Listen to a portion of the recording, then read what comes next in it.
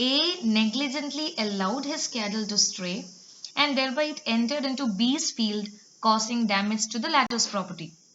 Has A committed mischief? Today we shall take up the offence of mischief, which is provided under 425 of the Indian Penal Code. We shall look into the essential ingredients of the offence of mischief and dissect the provision in order to find out what the actus reus and mens rea are. Then we shall look into the punishment prescribed for the offence of mischief, which is provided under 426 IPC. And finally, on to the activity session and the problem to ponder. Welcome to yet another episode of Law Cities, the mini law lecture series.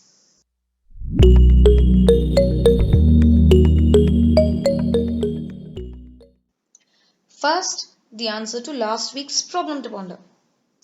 The facts clearly suggest that there was deception, which had actually induced Y to pay money to the godman, which otherwise he wouldn't have done. And hence, X could be charged for cheating. Okay, back to today's topic, which is mischief. Section 425 of the IPC provides for the definition of mischief. The provision has two explanations appended to it to clarify the concept better. As a matter of fact, from the terms of the provision, it is evident that this offence of mischief corresponds to the offence of malicious injury to property in English law.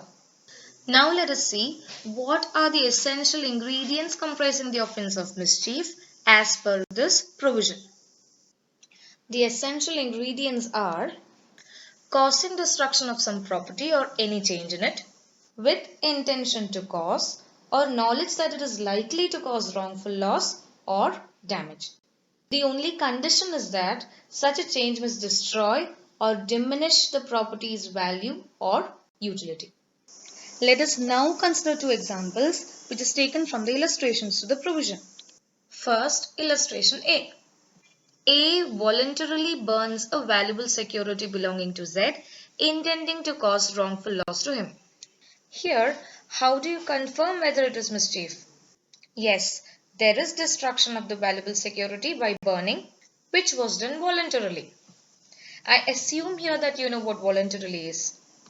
A quick recap, Section 39 defines voluntarily as an act done with intention or with knowledge or with reason to believe. Therefore, because there is destruction of property by burning, which was with intention or knowledge or reason to believe, the offence committed is nothing but mischief. Clear? And now, moving on to illustration C to the provision. A voluntarily throws into a river a ring belonging to Z with the intention of thereby causing wrongful loss to Z.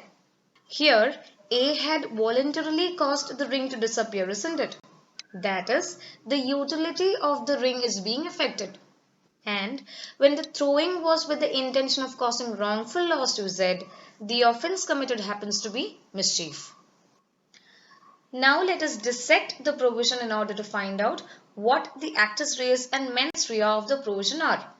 Destruction of property or any change in its situation which destroys or diminishes its value or utility is the requisite actus reus or the physical element for the offence of mischief. And as far as the mental element is concerned, the intention or knowledge to cause wrongful loss or damage to the property is the required mens rea for the offence of mischief. Let us now look in detail the actus reus of mischief, which is destruction of property. It is to be noted here that the term damage is used along with wrongful loss. That is, when a person destructs property in order to cause damage or wrongful loss to another person, etc., constitutes mischief. And now we know what exactly wrongful loss is. Section 23 of the Indian Penal Code, which defines what wrongful loss is, says, when a person is deprived of a property which he is legally entitled, then he is in wrongful loss with that property. And when the law has included the term damage along with this wrongful loss, it has in fact widened the scope of the offence, because it would cover all instances of damage by unlawful means. Even a change in the property so as to affect its value or utility would be sufficient actus reus for this offence. Getting on to the mens rea of mischief. The provision clearly rules out negligent or accidental acts, as also careless or reckless acts. It mandates that the doer must intend to cause wrongful loss or damage, or at least has knowledge that it is likely to cause wrongful loss or damage. In short, intention or knowledge to cause wrongful loss or damage must accompany the destruction of property or change in its value or utility in order to constitute the offence of mischief provided under section 425 of the Indian Penal Code. Clear?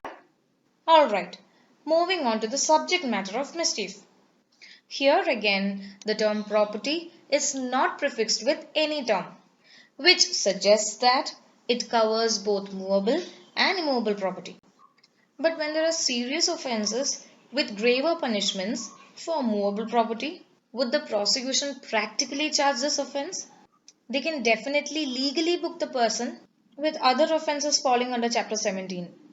And punishment for mischief is provided under section 426 of the Indian Penal Code, wherein the offender will be imprisoned for a term of 3 months or fine or both.